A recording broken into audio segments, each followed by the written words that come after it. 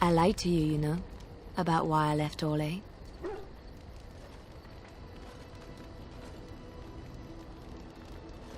I didn't feel like talking about it then, what happened to me. Maybe it will affect us, maybe not, but you should know. I came to Ferelden and the Chantry because I was being hunted in Orlais.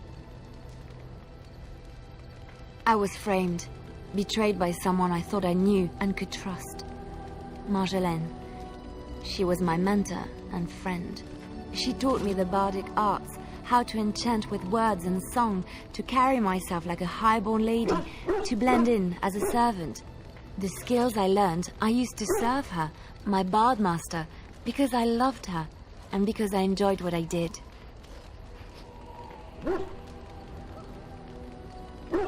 You can say it was my fault.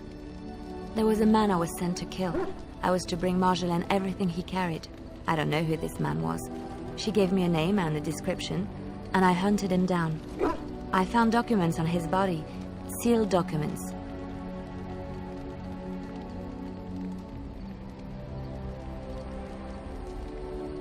My curiosity got the better of me. Something told me that I needed to know what was in those letters. Marjolaine had been selling all kinds of information about Orlais to other countries, Nevarra and Antiva among others. It was treason.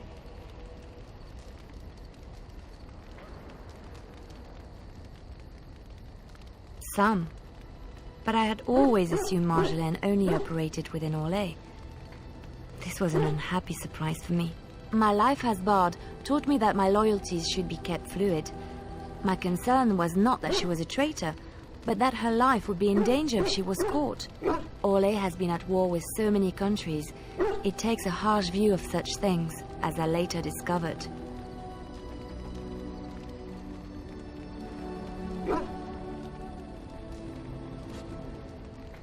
I should have left well alone, but I didn't. I had to tell Marjolaine I feared for her life. She brushed aside my concern. She admitted her guilt, but said it was in the past. That is why the documents had to be destroyed, she said. I believed her. I kept believing up till the moment they showed me the documents, altered by her hand, to make me look the traitor.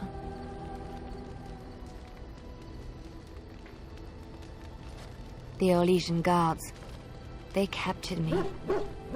Did terrible things to make me confess and reveal my conspirators. It was a traitor's punishment I endured. And at the end of it, all that awaited me was eternity in an unmarked grave.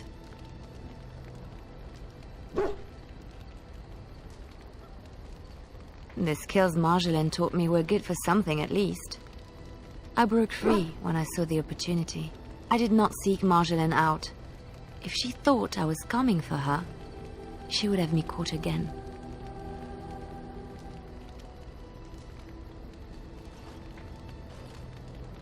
I was tempted to confront her. I was furious, betrayed. But what could I do against her? And so I fled to Ferelden, to the Chantry and the Maker. Ferelden protected my person, and the Maker saved my soul. And that is the reason I am here. The real reason.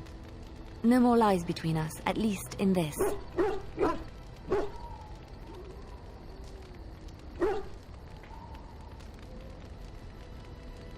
It feels good to have this off my chest. Thank you for listening and understanding. Something I can help with? Yes? What's on your mind?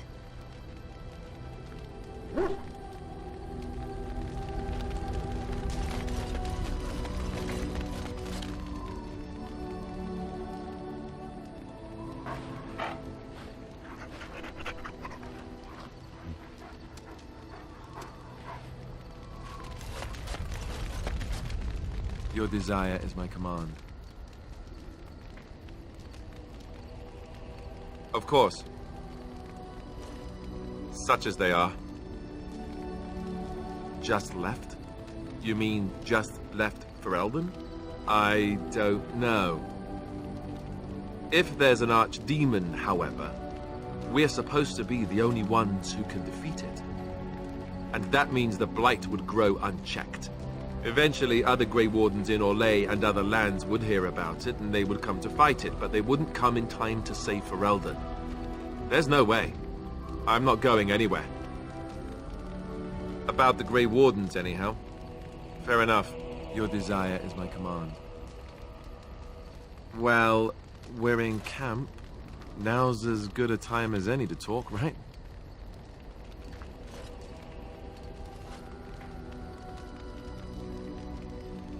Fair enough. Off we go then.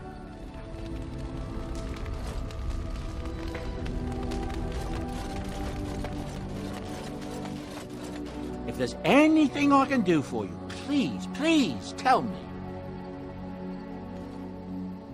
I'm sure you'll be pleased with the goods my boy and I have collected, and with your discount.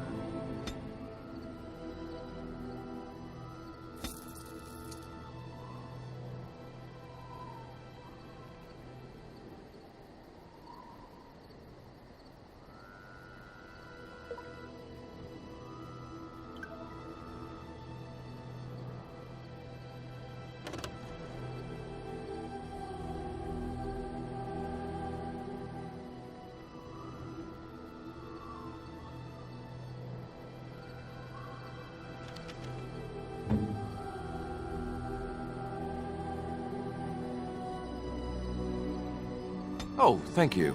That's very nice.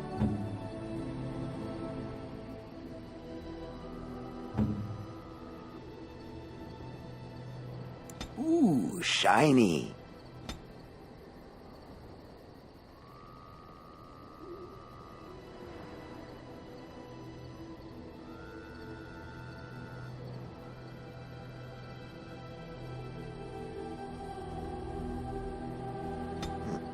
I'm to keep this, am I? Fine. I'm to keep this, am I? Fine.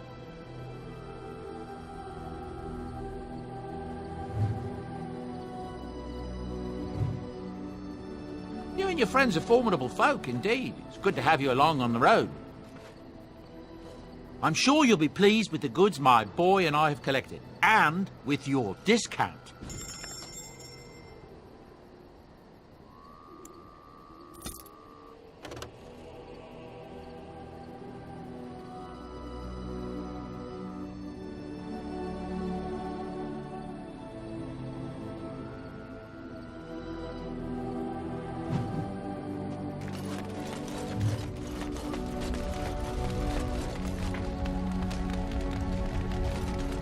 You called.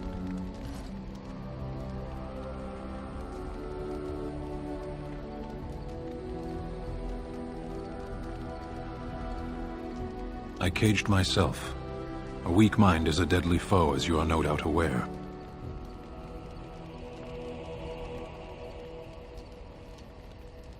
I came to your lands with 7 of the Beresad, my brothers, to seek answers about the Blight.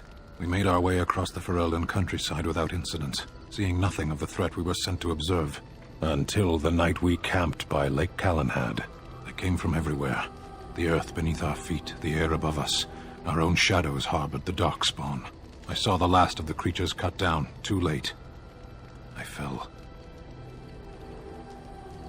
I am told no others survived. I don't know how long I lay on the battlefield among the dead, nor do I know how the farmers found me.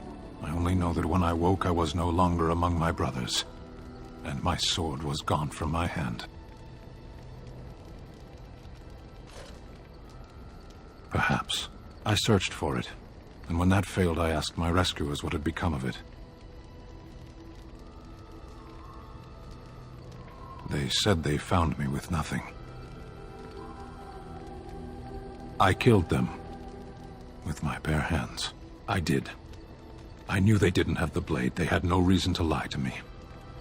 I panicked. Unthinking, I struck them down.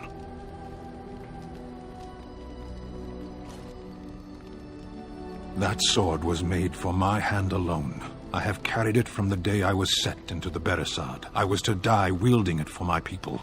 Even if I could cross Ferelden and Tevinter unarmed and alone to bring my report to the Arishok, I would be slain on sight by the Antam. They would know me as soulless, a deserter. No soldier would cast aside his blade while he drew breath.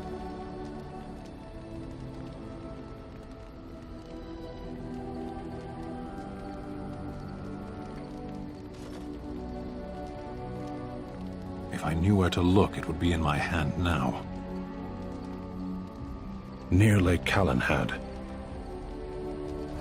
Perhaps those words are empty, but thank you all the same.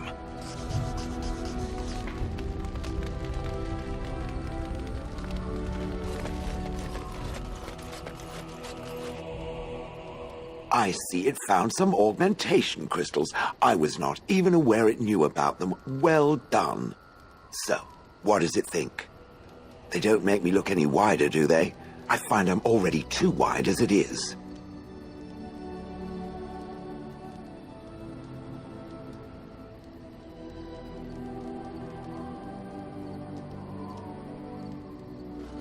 It must be the vertical pattern it put them in. Did it know to do that? It must have. I think it should find some more as soon as possible. I want to glitter from ear to ear, so to speak. I've watched a lot of humans in my time. It should be aware that I've decided that it is not much like any of them.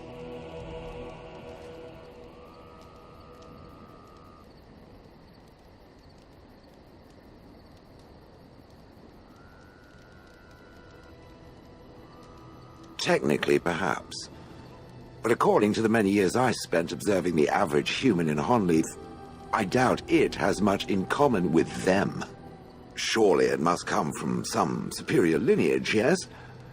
Some breed of flesh creature that has decided to elevate its genetic stock above its natural shortcomings?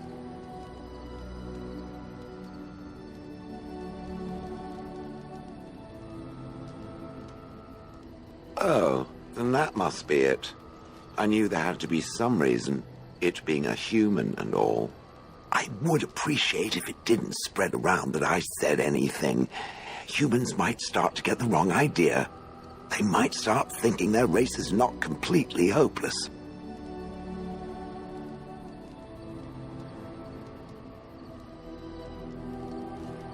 Indeed. Can it imagine the horror? Oh. Now, let us crush something into a fine paste before it starts to think I've gone all soft. Perish the thought.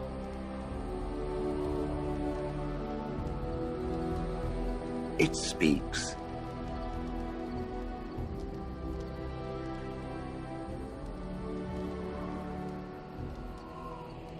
Different? Different than what? Different than a statue? Different than a log? Should I talk in a monotone? Yes, Master, I exist to serve the Master. I shall kill for the Master and only for the Master. Perhaps it expected me to have a booming voice. Recite limericks. I can recite limericks, if it likes.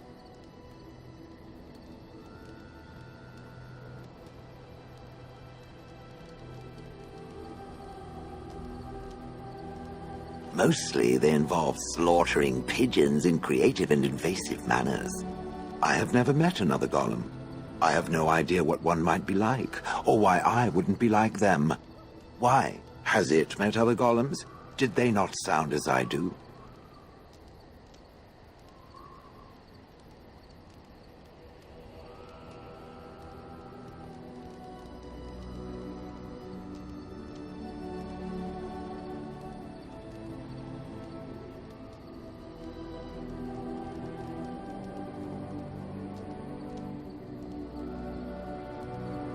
Did I say it was bad? Huh. It thinks I hang on its every word, waiting for approval. I don't know what other golems might be like, but I am already superior by virtue of my free will. This is a good thing.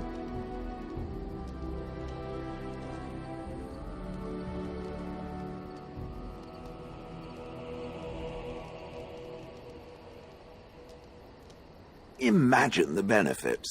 No need to eat or sleep or perform other functions. Walk underwater, crush the heads of every opponent. The possibilities are limitless. Barring the occasional 30 years or so of paralysis, there's little to compare. Now stop talking so much. The wagging of its moist little tongue is distracting.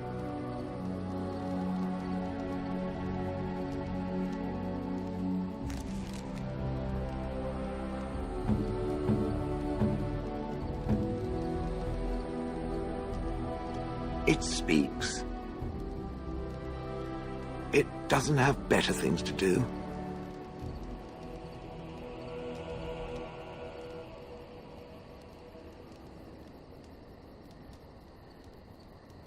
Oh yes, that I remember quite well.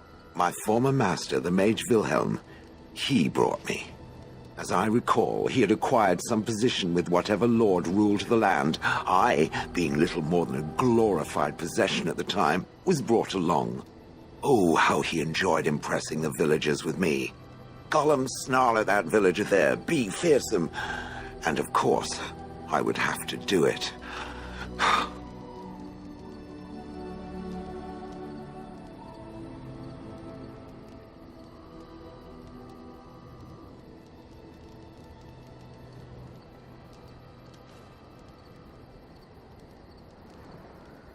That is where Wilhelm kept me. He wanted me out in the open where I could be frightening like a scarecrow. I was supposed to watch for thieves. Pah! Plus, his wife didn't want me indoors. She said there wasn't room for me. Hag. I was once larger, 10 feet tall. Then the loathsome hag complained that I couldn't fit through the doors. So the mage had me shrunk down. Can it believe it? And she still wanted me out. With a chisel and a lot of nerve.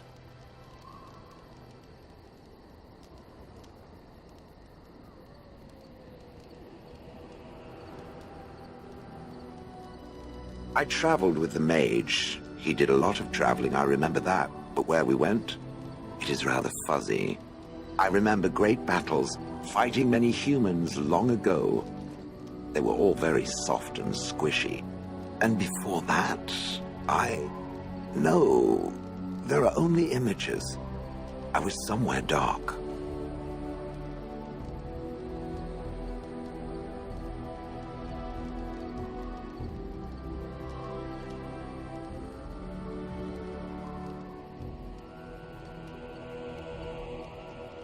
I have no idea.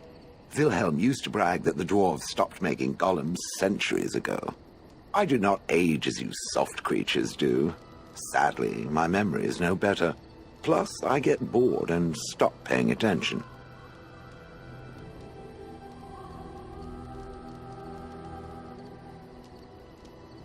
He did love using that control rod. Fondled it so much, his wife actually threatened to throw it in the lake. Ha!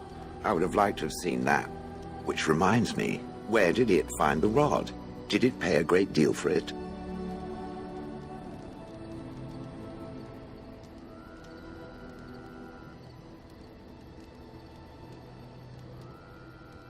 Hag.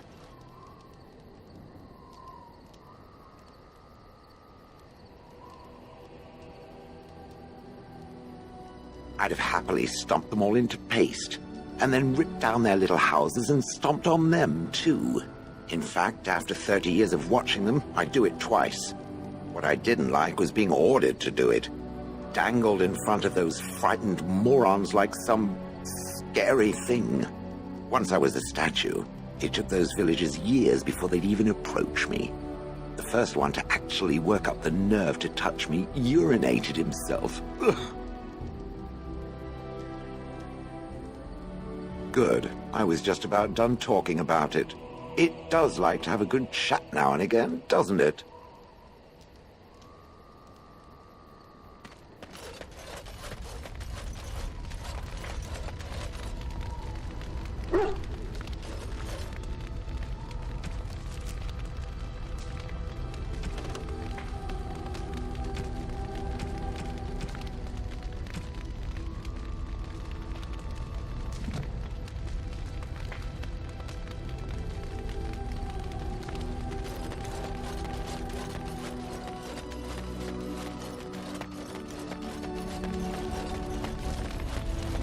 I await your command. So, full of questions, are you? Possibly, if I had the desire to. I do not.